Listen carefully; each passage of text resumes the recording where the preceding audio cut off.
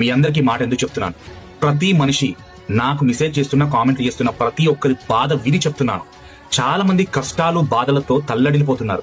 నేను ఒక్కడే చెప్తాను మీ అందరికీ, ఈ వీడియో 10 మందికి షేర్ చేయండి, 10 మంది ధైర్యంగా ఉండండి. నువ్వు మనస్ఫూర్తిగా శంకరుని నమ్ముతున్నావు, మనస్ఫూర్తిగా శివునికి అభిషేకం చేస్తున్నావు, మనస్ఫూర్తిగా ఆరాధిస్తున్నావు, మనస్ఫూర్తిగా మంత్రం జపిస్తున్నావు, అన్ని మనస్ఫూర్తిగా ధైర్యంగా నమ్మకంతో చేస్తున్నప్పుడు ఫస్ట్ ఆఫ్ ఆల్ శివుణ్ణి ఆరాధించే వాళ్ళకి భయభ్రాంతులు ఉండవు, ఆందోళన ఉండదు, దేనికి కూడా చింతించడు, ఆందోళన చెందడు. First of all. అండ్ ఇంకోటి, శంకరుని నువ్వు పూజిస్తూ ఆరాధిస్తున్నప్పుడు నీలోని భయాన్ని కప్పిపెట్టేయి. నీకొచ్చే దుఃఖాన్ని, వచ్చే కన్నీటి బిందువుని హస్తంలా మార్చుకో. ఎందుకంటే నీ వెనక శంకరుడు ఉన్నాడు, నీ వెనక శివుడు నడుస్తున్నాడు, శివుడు ట్రావెల్ చేస్తున్నాడు. ఎందుకంటే నమ్మిన భక్తుల కోసం శివుడు నిలబడిపోతాడు. ఇది ఎవరు వద్దన్న కాదన్న 100% నిజం. ఎందుకంటే తనే జీవితం అని నమ్ముకున్న వారికి శంకరుడు ఉంటాడు ఉంటాడు ఉంటాడు. ఇందులో ఎలాంటి సందేహం లేదు.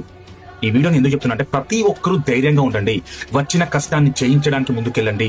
శంకరుని ఆరాధిస్తున్నావు, శంకరుడికి అభిషేకం చేస్తున్నావు, నీకు ముందుగా శంకరుడు ఇచ్చే వరం ఏంటంటే నీకు ధైర్యం, నీ కష్టాలను జయించడానికి ఇచ్చే శక్తి, నీ కష్టాల నుంచి నువ్వు బయటపడడానికి ఎన్నో మార్గాలు ఇస్తాడు, ఎంతో జ్ఞానాన్ని పెంచుతాడు. ఇవన్నీ ఈశ్వరుడు ప్రసాదిస్తున్నాడు నీకు.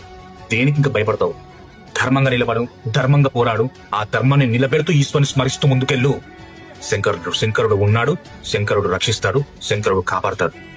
ప్రతి ఒక్కరికి మాట ఎందుకు చెప్తున్నా అంటే, ఇక నుంచి ఎవరు కూడా ఏ కష్టానికి భయపడద్దు, ఏ దుఃఖానికి చింతించద్దు.